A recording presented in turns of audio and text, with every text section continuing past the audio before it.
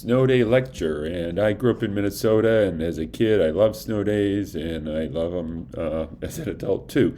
But because I record our class meetings when there is a snow day or any other kind of interruption in our normal schedule, I roll ahead and make a recording for that day.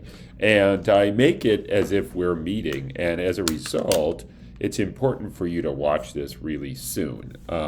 It'd be great if you could watch it before our next class meeting on Thursday. But in this video, there's going to be a drawing assignment that we're going to work on together, and pictures of your drawings for the drawing assignment are due next Tuesday the 3rd. And that doesn't mean you should wait and do them then.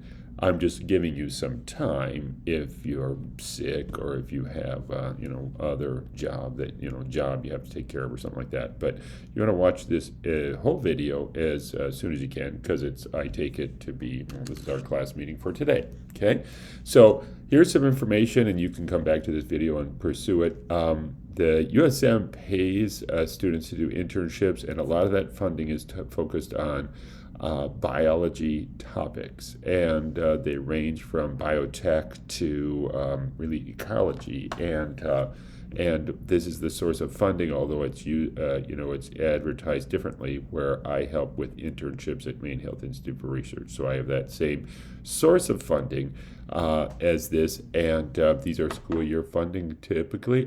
For summer is coming up, I guess, but that's at the Career Center, and so take a look at their information.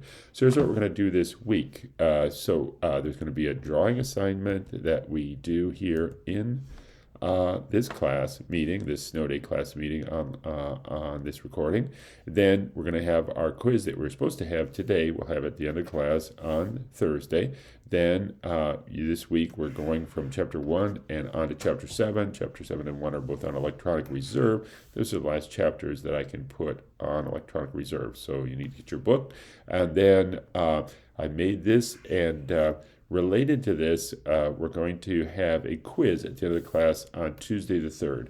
And you haven't gotten quiz 1 back yet. I was going to hand it back in class today.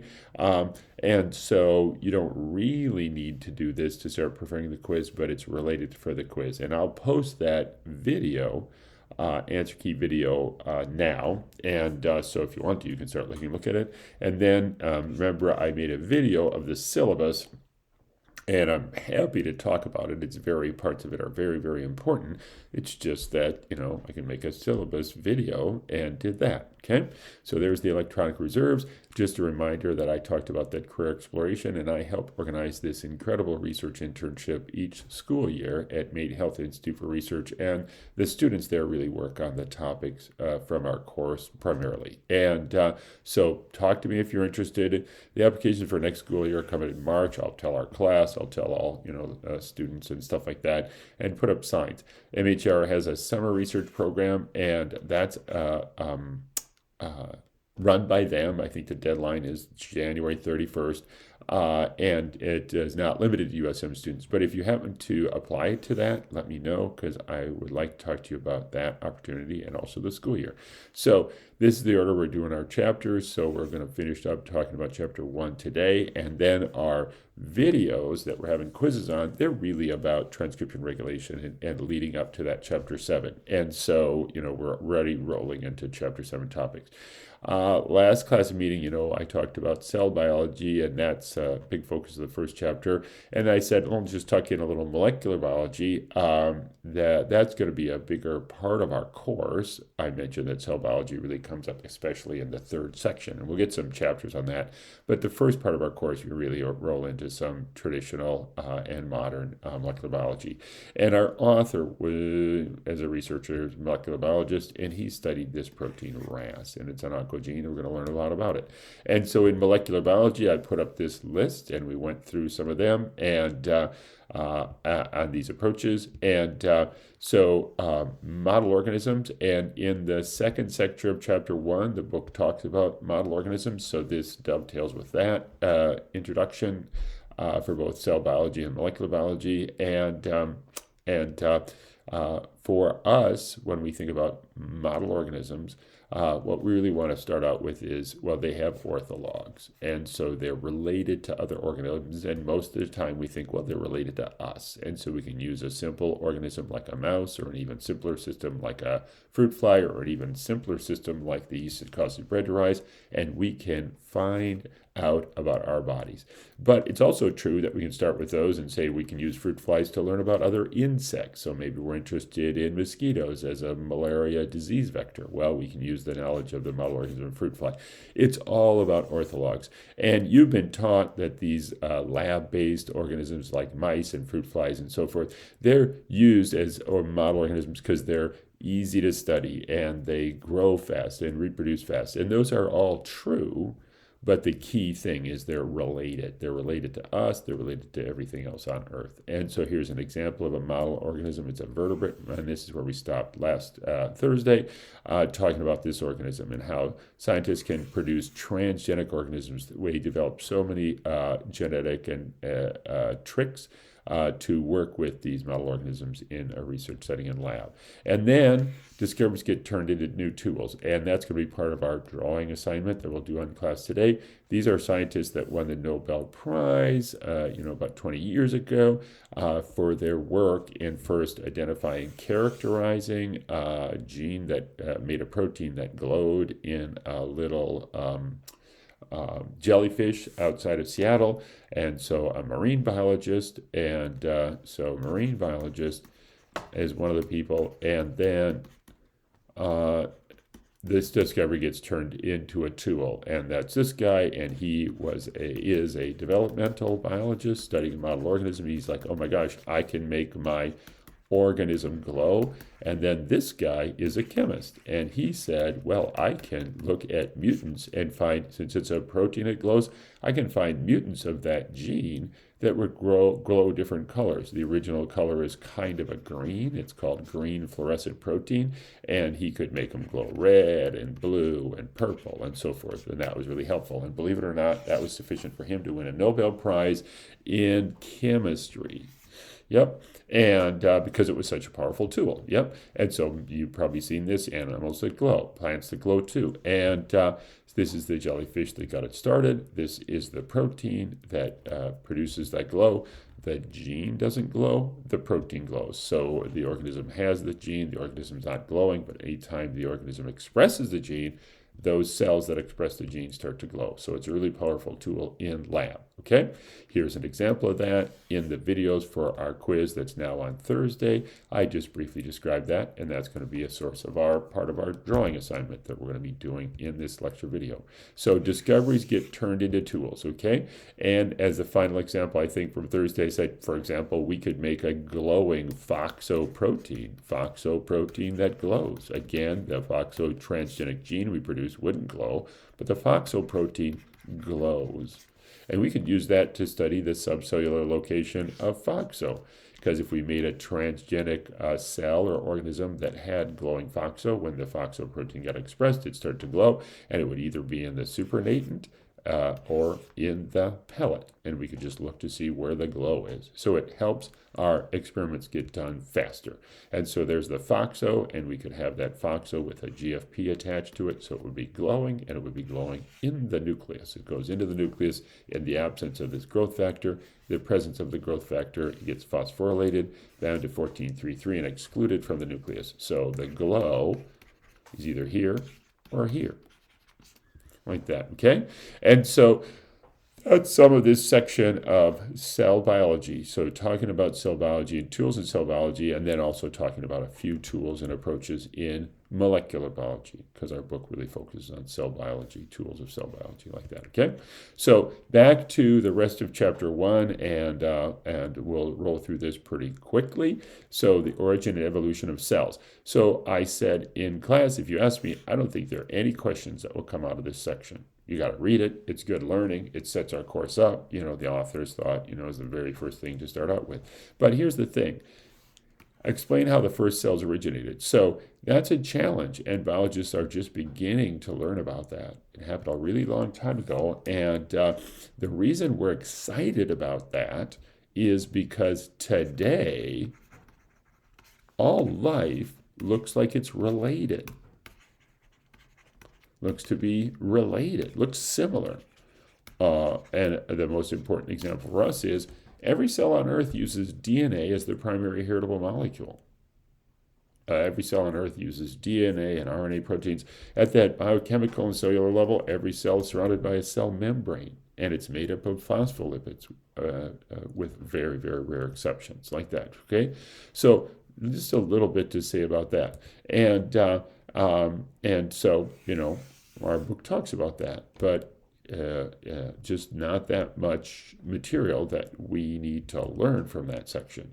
Here's a figure, and you don't need to memorize these numbers, but you can get some facts from it, right? That prokaryotes really generally lack organelles, and eukaryotes have them, so distinguish between a prokaryote and a eukaryote, some, and then a rough idea of how big their genomes are.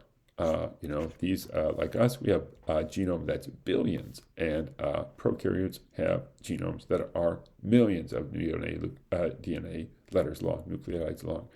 Here's something I like to use that I just made up for my intro bio course, and we'll refer to it periodically. And again, it's not a hugely testable concept, but it sets you up to be able to understand questions from the test and why we ask about them.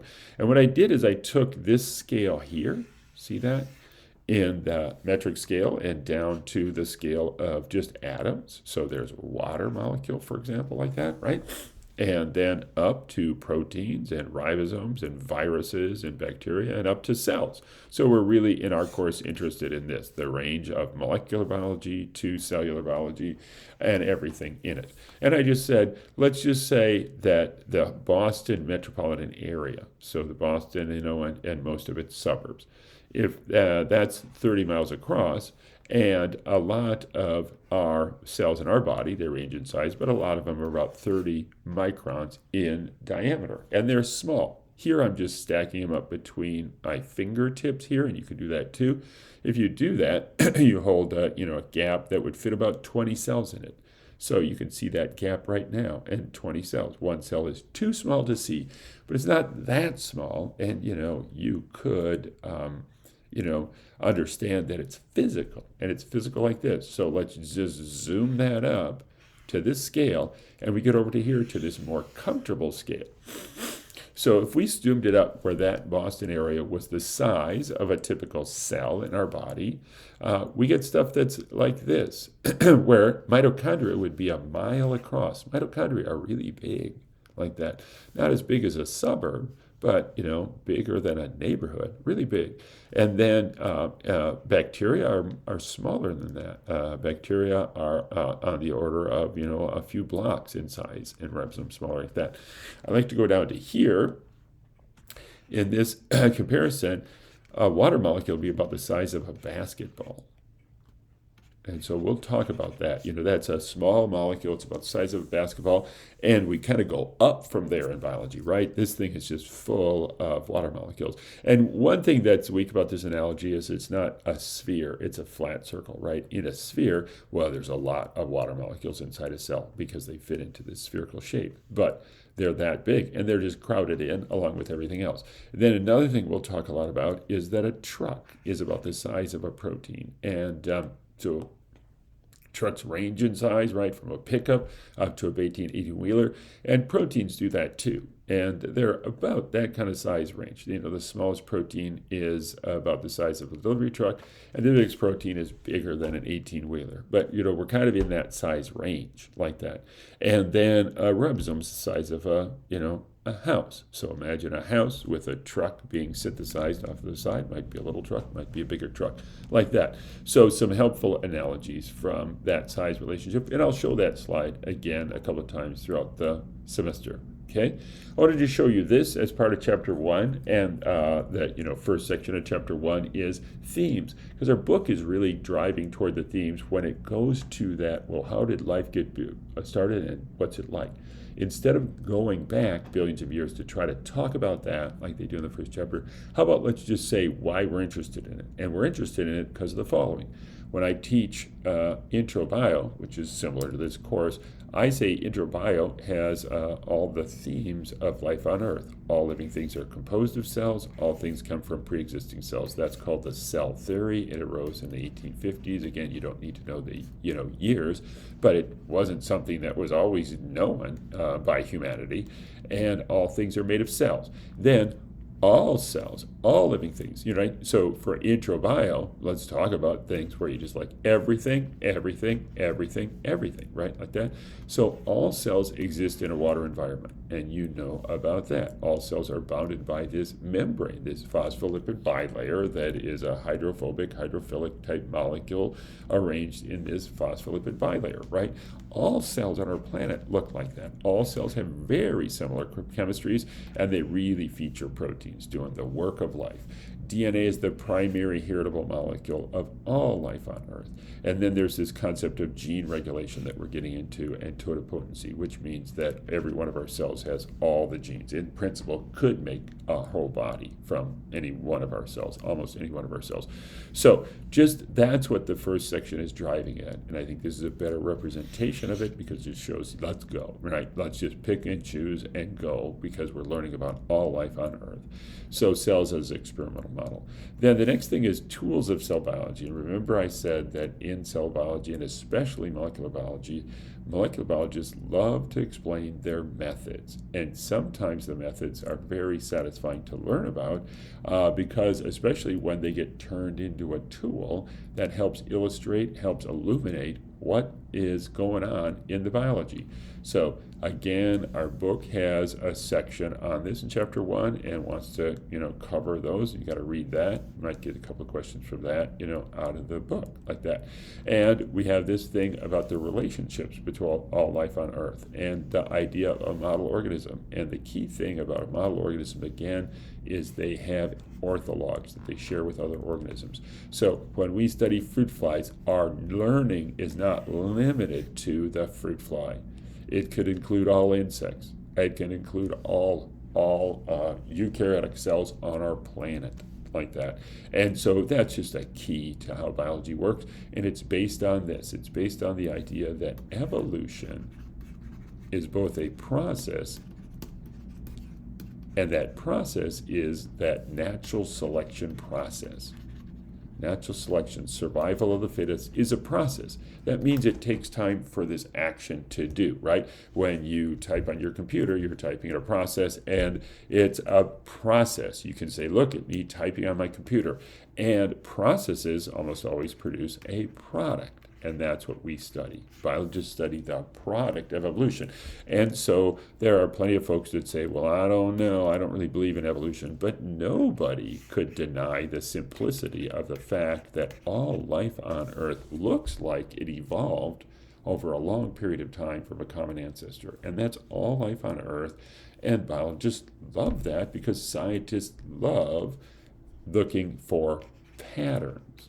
I think when scientists collect data, they only look at patterns. Can I see a pattern? Can I use it to predict other things? Hypothesis is anticipation of finding a pattern in data. Okay, so the book talks about some range of organisms of life on Earth like that, and most of our course is eukaryotes, and because it's cancer biology, it's multicellular eukaryote animals. So even though we're talking about that primarily in our examples, in cancer biology in our examples, it just ranges across all life on Earth like that, and more relevant for more closely related organisms, like that, so on and so forth, okay? And then viruses are also included in this. Listen, here's our first virus, and it's called a bacteriophage, and we want to talk about it because it was the original model organism, or model, because it's not really alive. Molecular biology picked on it and continues to pick on it. And it's a virus. It really looks like this. You can see it under a TEM we talked about, and it injects its DNA genome into the host. And here's a cute example of that. You probably have seen these streak plates, and you probably know how they're produced. Take some bacteria, use a loop, and then spread it on the plate, and then let the bacteria grow. You might not have ever seen this. This is called a lawn, and the way this was done, instead of spreading, is the scientist mixed bacteria, living bacteria, with some warm agar, melted agar, and they just poured it on the plate, and the bacteria spread smoothly across it, and they grew it, and the bacteria makes this smooth, and you can kind of see it's a continuous amount of bacteria growing over the whole plate. Not isolated colonies, but rather a complete lawn. And I apologize for my spelling, but I'm always saying the word, as I'm spelling. Not my spelling, I'm good at spelling, not my spelling, my handwriting. So this is just this. Here's a bacteriophage that they also mixed in. So the phage virus is mixed in and it infects. And when it infects, it kills the bacteria.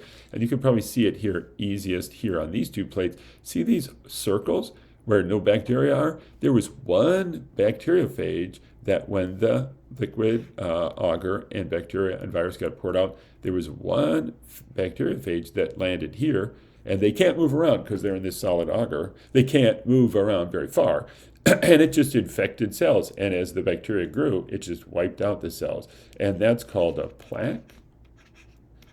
And it's just an open spot. And you can see what's done here is they just increased the number of bacteriophage as they were adding them to the plates.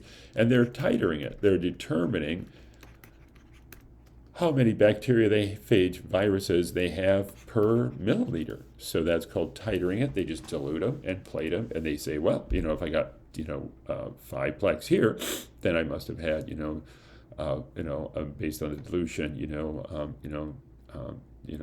3 billion viruses per milliliter. So there are lots of ways to work with these bacteriophages in molecular biology. There are other viruses that are studied, and we'll actually talk about some of them in our course because they're also big-time model organisms in molecular biology. They're not cells, so it's really, especially in molecular biology, of course, they infect cells, and that's part of virology as well. So virology is a course that's taught at really big universities for undergrads. It's not taught here. Kat Miller puts some of it into her course on immunology. Then next step up are single-celled eukaryotes, and the yeast that causes bread to rise is one of the most powerful model organisms in biology. And lots have been learned because it's eukaryote. So what's happening in it is universal for all eukaryotes, different than other microorganisms that are prokaryotes, related but very distantly to them, but actually surprisingly closely related to us. Yeah. And then here's another model organism. It's a worm that's certainly off this camera here because I have a video where it crawls across, and it's growing on plates like this in labs, and it eats bacteria. So it eats those bacteria, and that's how it grows on plates in labs. So another powerful model organism that you'd be like, it's easy to grow, it reproduces fast. You can freeze them and thaw them, and they're fine. You can store them and stuff like that. But it's got orthologs. Those scientists that studied the GFP protein, that one in the middle was focused on that organism. And then here's the fruit fly, another powerful organism that has got more complexity because it's got more development that occurs. It has eyes and so forth, like that. Yep. And then this zebrafish, another model organism, and so on and so forth. And again, all based on orthologs. Now, the next thing to say about model organisms is that more and more of the work is done in vertebrate organs because those are hard to study. Think kidney, think brain, think heart. Those are hard to study, even in a mouse. But more and more tools like this GFP are helping to analyze that. This is actually pictures of a developing kidney, and you can see they've tagged some cells that are going to make the nephron filtering units in the kidney, and it's from a mouse.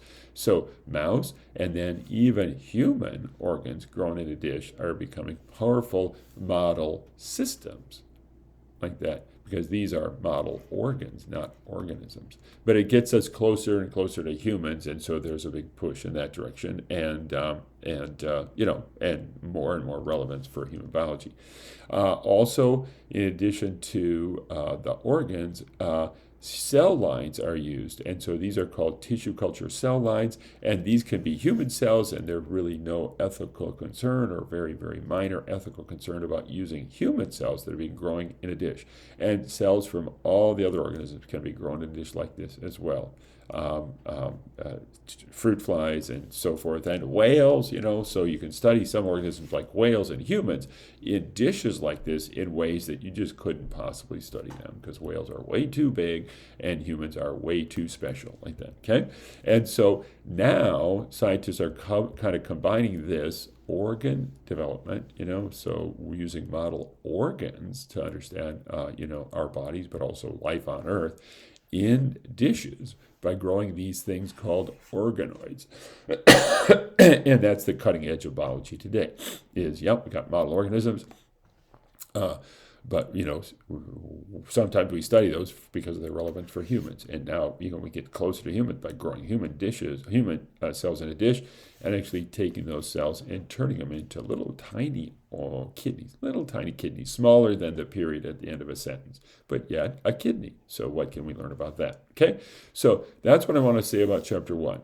Some fair amount from section 3 about cell biology, very little about chapter 1, but it's an important way to start our course, and then some information about chapter 2. Okay, we're not going to read, section 2. We're not going to read chapter 2. Chapter 2 is about chemistry, so we're never going to read that in our course. We're going to skip some of the chapters in our course entirely. And there are some topics, some figures from chapter 2 that I want to talk about, but we'll learn about them in class, and you won't need to refer to chapter 2 like that. I already mentioned that's true about chapter 4 as well. I don't think we're ever going to read chapter 4, but you're welcome to look at it in chapter 2 and other chapters. You're welcome to look at those and bring those questions to class, because chapter 4 is really an intro to molecular biology, and we're doing that in the videos and in classes and in assignments like that. So here's some information about that, and it's good stuff. And like I said, I don't think we'll read it like that.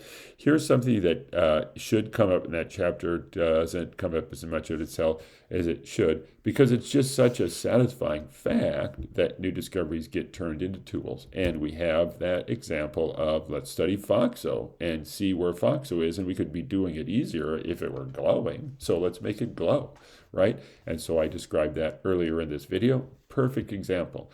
And we're going to start our drawing assignment now. And so what you're going to do is, I think they're basically 3 drawings that we're going to do, and you're going to do them along with the video now as if you're in class and following along in class.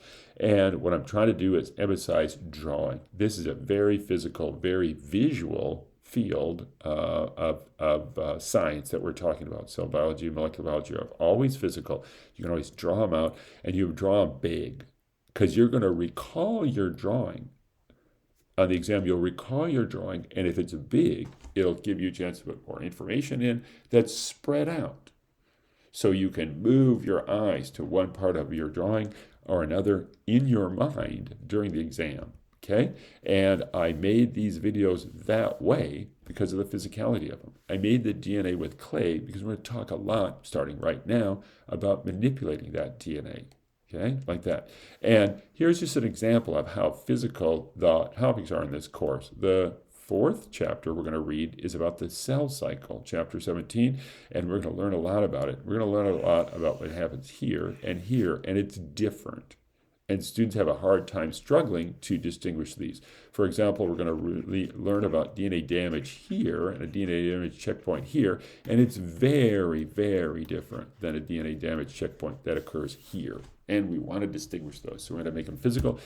There it's going to be an assignment, and it's going to look like this. This is one student's assignment they turned in. We'll have a video that describes regulation of the cell cycle, and you learned about it some. You're like, yeah, S1, SG1, G2, like that.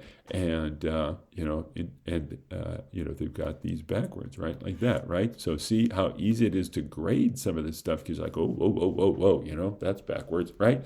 Like that. Well, it dives into all these details, okay? Okay, so we're going to start out here, and we're going to say, how do you make that gene? Like that. So our first drawing is going to be to set the stage for that. And so our first drawing that we're going to do is just as simple as this. And it's really getting ready for our quiz on Thursday, because we're going to draw 3 genes.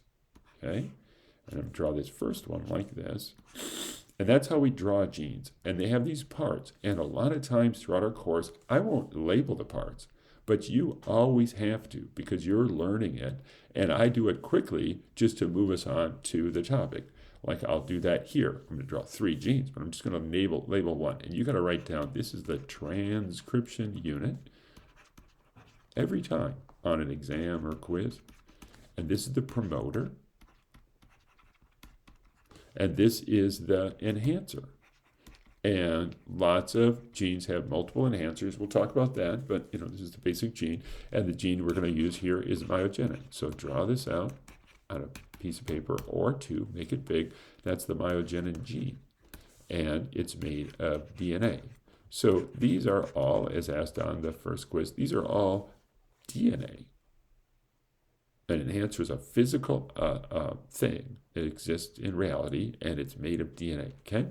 So now we're going to draw 2 other genes, just in this first drawing, and one is MyoD, and you should label that, but I am not going to every time, and one is muscle genes.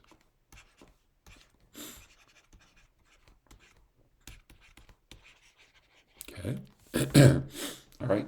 And so what's going to happen is that we're going to get the MyoD gene expressed. And we're not going to learn the name of it, but there are proteins, transcription factors that bind to the MyoD DNA in a myoblast, and they activate gene expression.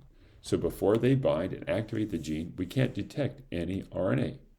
But then the RNA gets transcribed, and we can detect mRNA. It's mRNA because it's messenger RNA. That's going to help code for a protein, MyoD protein. And the MyoD protein is in the cell, and it floats into the nucleus, and it binds here. So MyoD protein binds here, and you can see it's not DNA, it's protein. And it binds here, and it's going to activate the myogenin gene. And myogenin gene is also a protein coding gene. So when it gets transcribed in mRNA, and it gets translated into myogenin protein. Okay, good to add labels to all these because you're learning them all throughout the semester. And the myogenin protein is going to bind to muscle genes, going to activate their expression, and they're going to code for proteins. So that's mRNA, and they're going to code for these proteins. And they're muscle proteins. And I picked this because it's for our learning here, is because it's a nice cascade of gene expression. I say these are like dominoes falling, click, click, click. One turns on the next, right?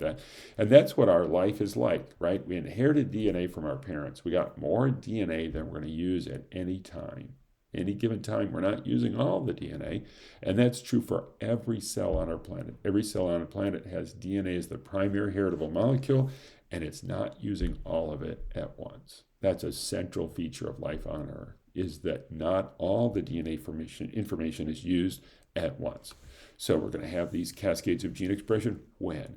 From fertilization, your parents' sperm and egg come together, that DNA is used to build an embryo, a fetus, a baby, a child, a teen, an adult, and live that life. And that's true for all life on Earth.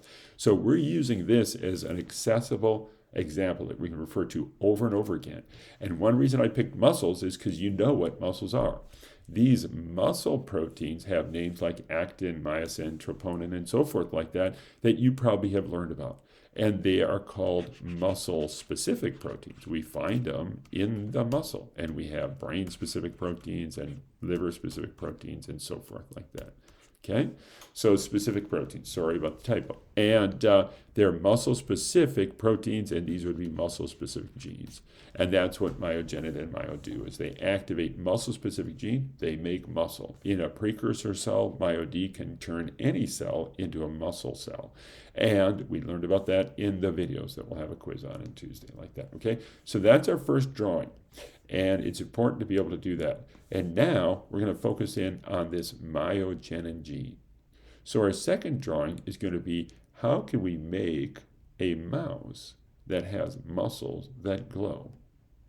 And so our second drawing is going to look like this. And so we're going to just erase this, and we can draw this. We're going to draw 2 genes here. Probably should have picked the same color. Why not, right? No biggie. And you don't have to have multiple colors. When we have homework assignments, or if we did this in class, I have some markers I bring, or I put them outside my office for you to use, at tables near my office and stuff like that. So here, just do your best. And if you have a pen, that's fine. Okay? So one of the genes we're going to look at is myogenin.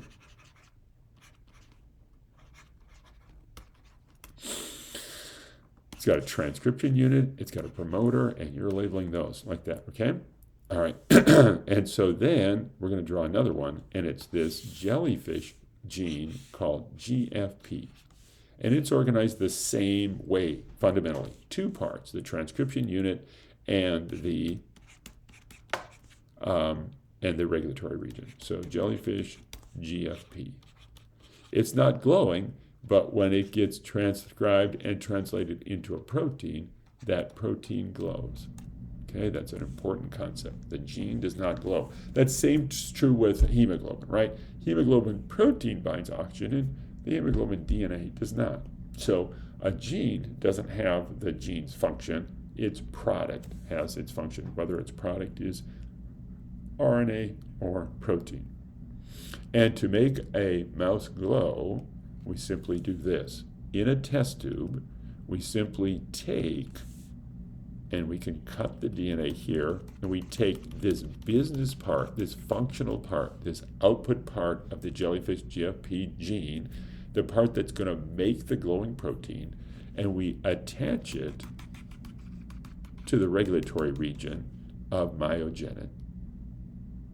So we throw away, put this in a different color, in our test tube, we just throw this part of this away. We're not using that because we're not going to use it in a jellyfish.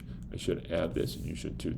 We're going to be working in a mouse. So this is the mouse myogenin gene. Okay, we'll put it in the mouse. We also throw away the myogenin transcription unit from the mouse. Now we're working in a test tube. We're not hurting a mouse. We're not changing a mouse. We're doing that, and we put these together. So we splice them together, and people sometimes call this gene splicing. And you can see we could do that with any two genes. Just take the regulatory region from one gene and the transcription unit of another. And scientists have done that millions of times, whatever. Just on and on and on. Mix and match them like that, right? So that's our strategy like this.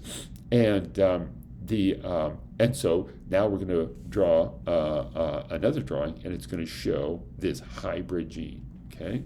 So just erase that, and we can draw this hybrid gene. What color are we working with here? So we're going to make this hybrid gene, and it's got the jellyfish GFP transcription unit, and it's joined to the mouse myogenin regulatory region. So promoter and enhancer, like that, okay? All right, so this is going to be put into the mouse. And when we put a modified gene into an organism, it's called a transgene. And the organism we create is called a transgenic organism.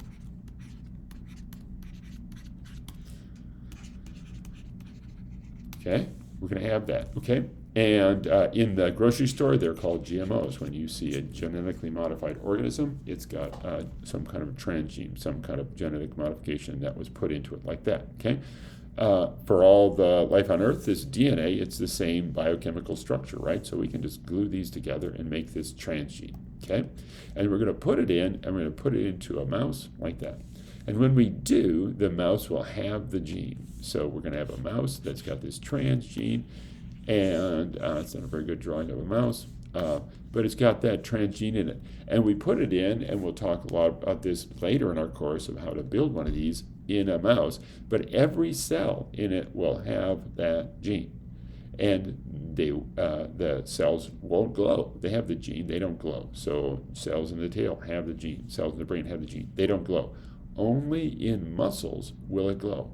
And why does it glow? The answer is because any time a transcription factor gets made, we get lots of molecules in that transcription factor.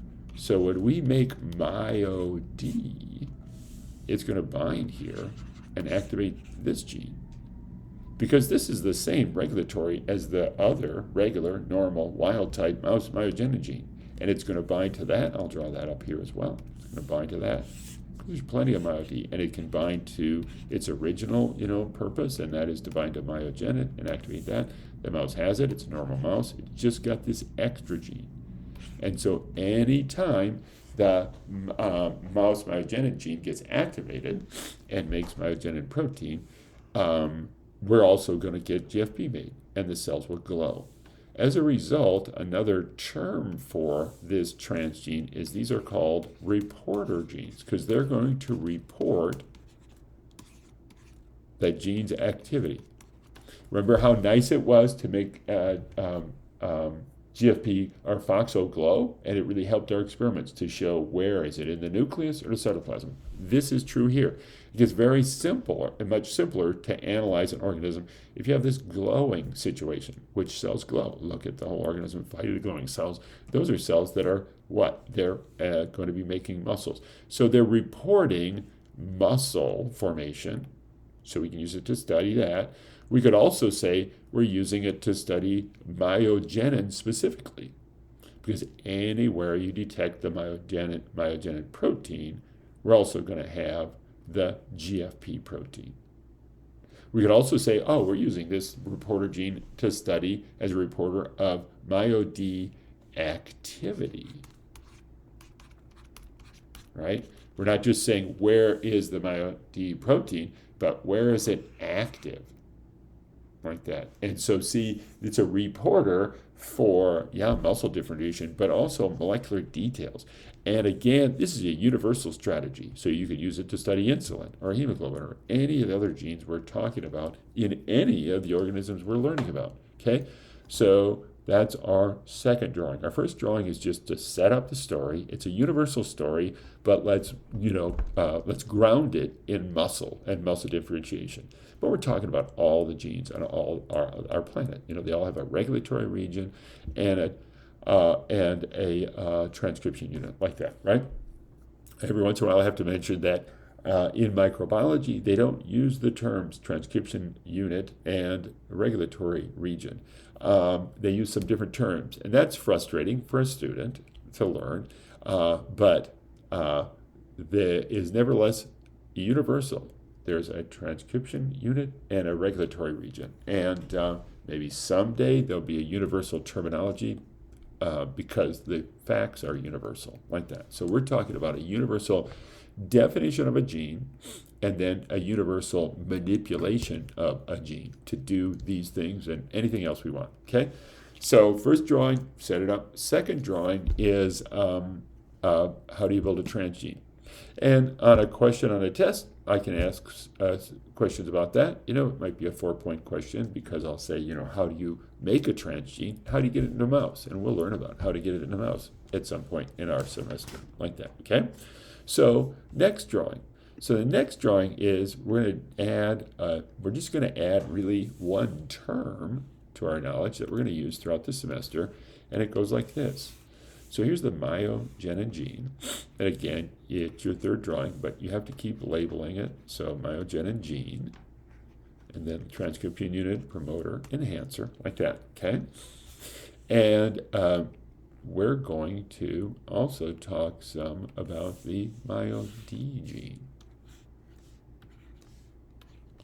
And the first thing to say in getting to this is these genes, these two genes, they don't need to be near each other because their relationship between each other is through the MyoD protein. And that can float throughout the nucleus. So these two genes could be miles apart. They could be on different chromosomes. And they're very related in their function. For example, if we make mutations and look for animals, let's focus on a mouse and say, let's look for a mouse that has a mutation where it has no muscles, we would expect mutations in MyoD or myogenin gene, right? Or any of several other genes that are also involved. We're looking at this pretty stripped down like that, okay? So that's what we're going to talk about. Now, imagine that. We got some mutations with no muscles. So the phenotype that we're going to be looking at is mutants that have no muscles. And they arose through, let's say, induced mutations in a lab. So exposed some, mice embryos or something like that to some mutagen like X-rays, random mutations. Mutations, most often damage a gene, cause a decrease in the function of a gene. And so where could these mutations be? So one could be, and probably the one you'd think of first, could be, well, we got a mutation here. So there's a new allele, and it's a mutation, and it's done something here in the transcription unit. So importantly, mutations in the transcription unit are going to affect the product. It could be a really small mutation, just one amino acid change, and it might lead to a null allele, no function. And that could just be that the protein doesn't work at all. The protein's there, looks good, everything looks great, but that one amino acid causes it to have zero function. So it's going to be in the product, going to affect the product, and it's going to affect the activity of the product, the action of the product. And it might affect it a lot or a little. And that's one allele. And in our screen, we could find randomly another allele. And another. And there would be random mutations, and they would affect the product. They'd be in the DNA, but they'd affect the product. Now, we could also have mutations in the regulatory region. Like that. There could be mutations here. And each one of these is a different allele made randomly in a different mouse. So we have a variety of different mice that have individual different mutations. And they're all in the same gene, like that, right? Okay, and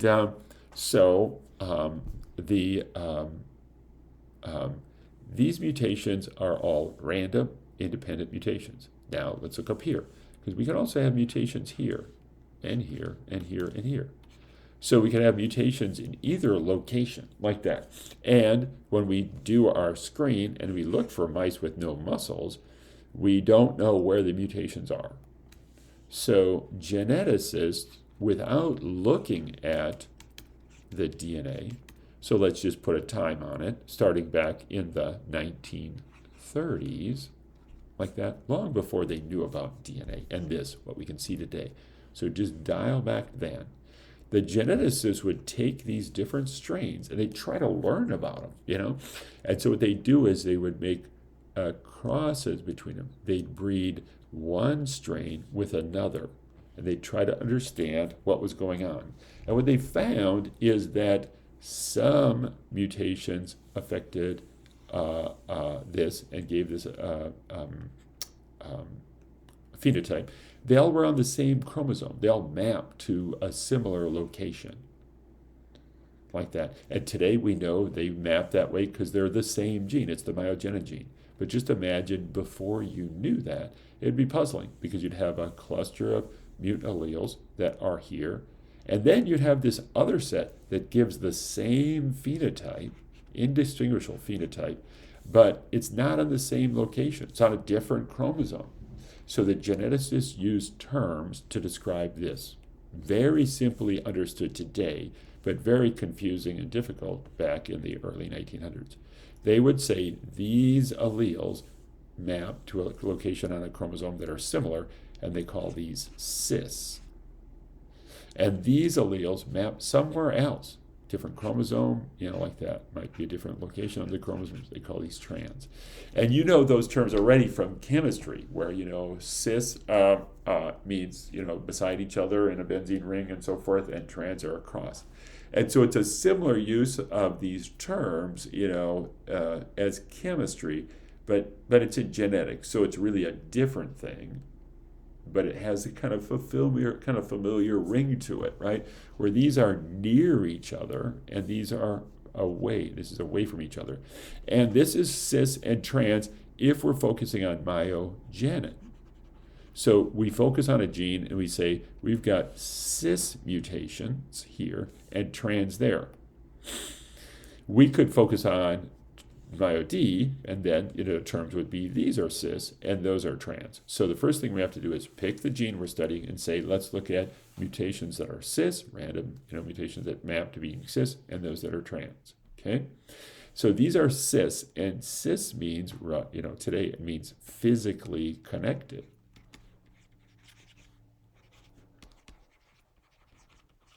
These all have to be physically connected to function. And these don't. These are somewhere else, and they don't need to be physically connected. So the term we get out of this is that we say all genes are composed of two parts. One part is the transcription unit.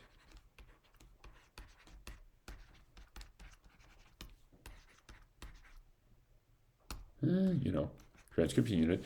And the other part is what? The other part is called the cis regulatory region. And that is such a great name because this gene regulates myogenin expression, right? It's part of the regulatory story of myogenin expression, right? We can have the same phenotype with, say, for example, focus just on these two alleles. So we have the same exact same phenotype. The mutation in this enhancer, then the MyoD can't bind. Mutation in MyoD protein where it can't bind. Very, very similar story, but yet this is cis. It has to be physically connected in the gene of interest that we're studying. And this is separate, like that, okay? So let's just do this and make our next drawing. It'll be the same drawing. It's just going to be starting over and making it. It can be, a simpler version of it. So we're going to go like this, and we're just going to draw this. And actually, we're just going to draw a myogenin. And so label a myogenin gene like that. Okay? And then we can put in some stories on the mutations like that. Okay? And I'm putting 3 there for that. Because here's a gene, and this is a universal story, and people almost never talk about it. On our planet, there's only 4 ways a gene can be mutated and affect its function.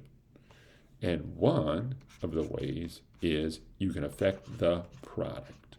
And there are many, many mutations that can affect the product.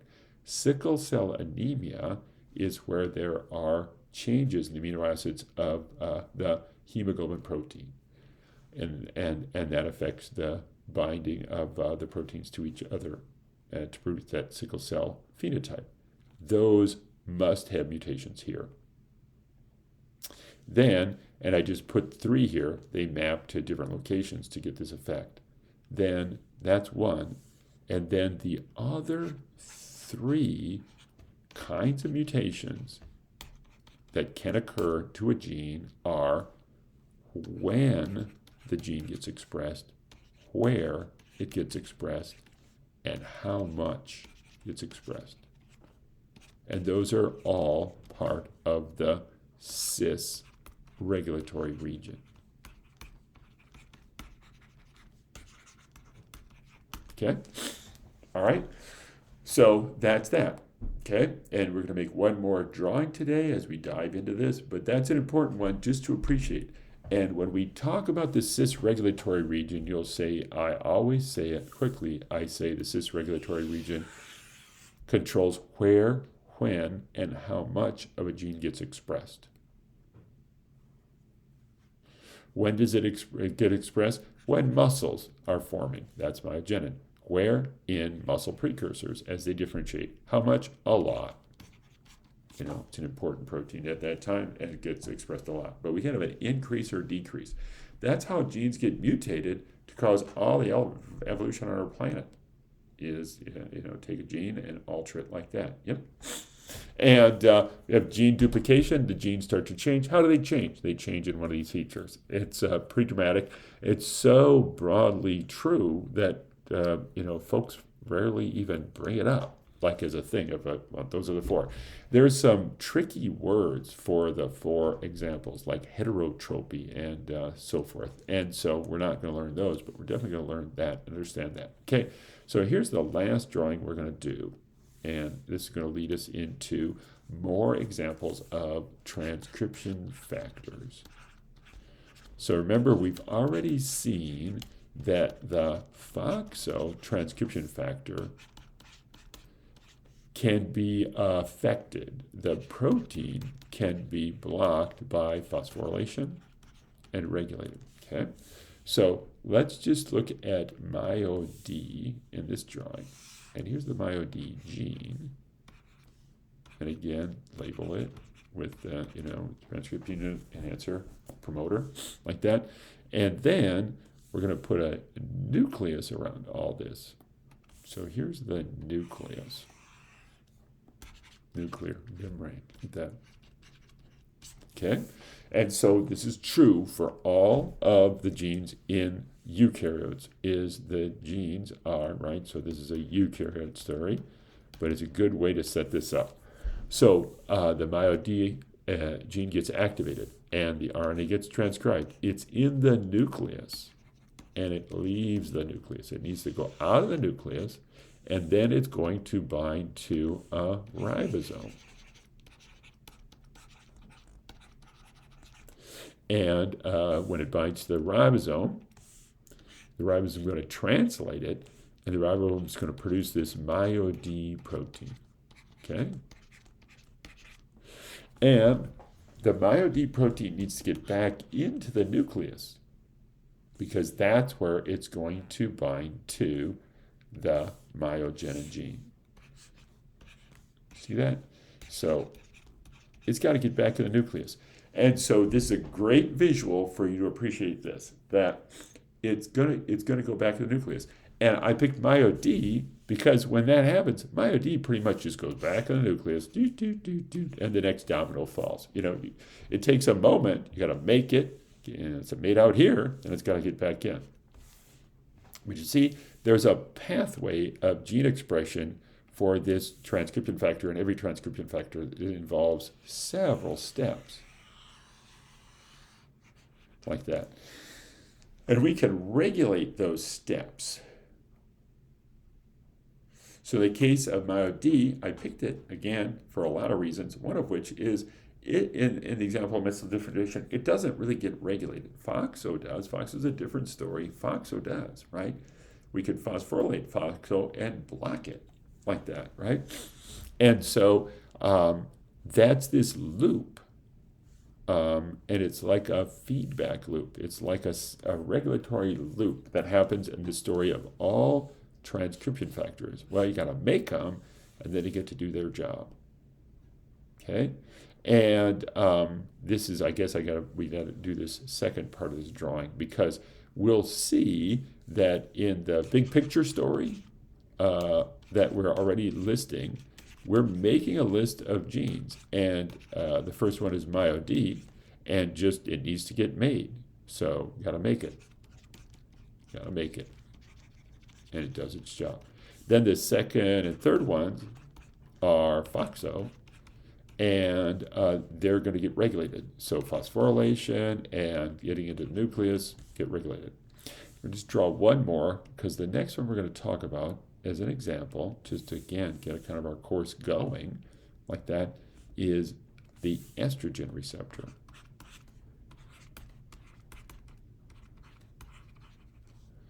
And we're going to draw a picture here as part of this assignment just to show what happens to the estrogen receptor when it gets expressed. The estrogen receptor is a transcription factor. It does this same thing. There's an estrogen gene, you gotta make it, and it goes back in the nucleus and does its job. When does it do it? Well, like at puberty for all female vertebrates. So estrogen is a female-specific sex hormone in all vertebrates. Fish and amphibians like frogs and reptiles and snakes like reptiles and mammals like that. Yep, like us. Okay. And this is a hormone-dependent transcription factor.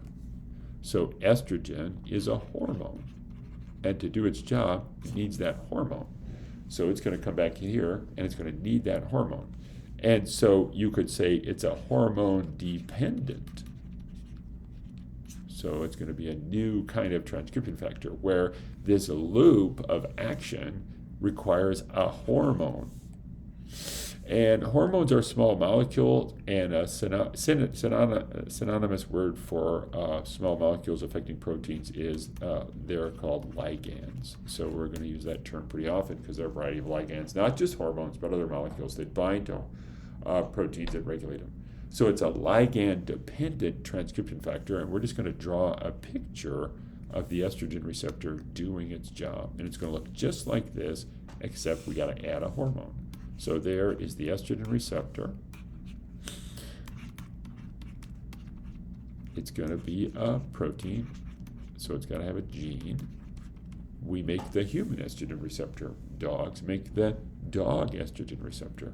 And it's going to have to get transcribed and expressed like this. The RNA is going to have to get translated in by a ribosome in the cytoplasm. So I guess I should have put a nuclear membrane here. There's the nucleus. And it's going to come back into the nucleus, do its job. And people abbreviate it a lot of times ER, the estrogen receptor. Okay? And so, that's the ribosome, ribosome. And then estrogen receptor proteins. A bunch of estrogen receptor gets protein, ER. And it's going to come back in here, and it's going to bind. It's going to bind to hundreds of target genes, because when we change from a child to an adult, there are lots of genes that get activated. And what we call these in general is we call these estrogen, because it's the hormone that's doing it, estrogen target genes. We use that a lot. The myogenin protein has target genes. The MyoD protein has target genes. And so there's the estrogen receptor coming back in, and it's bound here. And it's bound here, what we just drew is a picture of children, both male and female. So true in humans and all vertebrates. The juvenile form of all vertebrates, all the organisms are making estrogen receptor. And what we're going to find is that in juveniles, the estrogen receptor is actually repressing, turning off this gene expression. And we'll learn more about that a transcription factor can either activate, turn on a gene, or repress it, turn it off, or keep it off.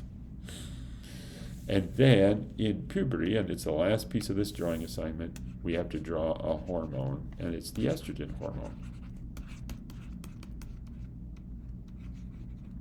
And the estrogen hormone will bind here and turn this from a repressor into an activator.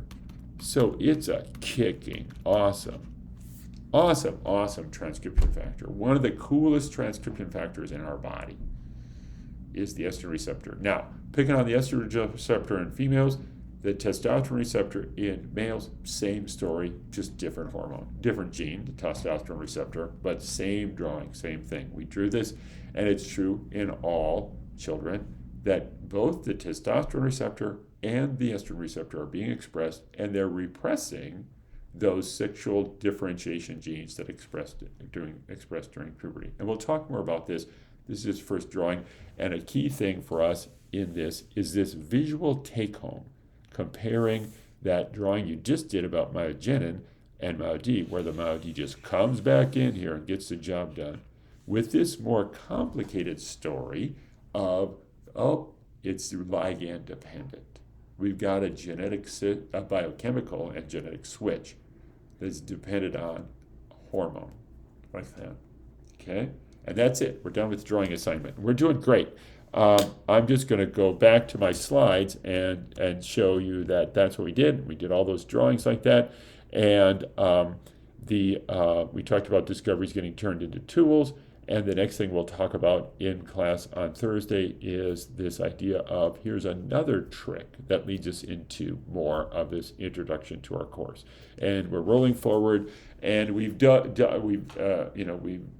very far into our course to set this up because it's the intro to molecular biology. It's all about the gene and gene function, and transcription factors are a big part of that story, like that. Okay, so we'll shut it down here, and I'm going to go all the way back to the start just to review to what we're doing this week for myself and for you, to this list here. Oh, it's a lot. So do the drawing assignment and send me pics whenever you do it. But try to do it soon, because I'm talking about this hoping that you'll watch this for Thursday. But, just give you a break and some time, get it done with that. Then we're going to have that quiz 2 on that second set of videos about muscle differentiation. That's going to be at the class, end of the class on Thursday now, rescheduled from today. Then finish reading chapter 1 and start going into the chapter 7. And then I lost track of this, but watch the quiz 1 answer key video. I'll give you quiz 1 back, and get ready for a quiz on the 3rd. Then make sure you're all set with the syllabus. All right? Yay. Good. All right. Thanks a lot. And, sorry about the fact that this disrupts your snow day fun, snow time fun. All right? All right. Bye.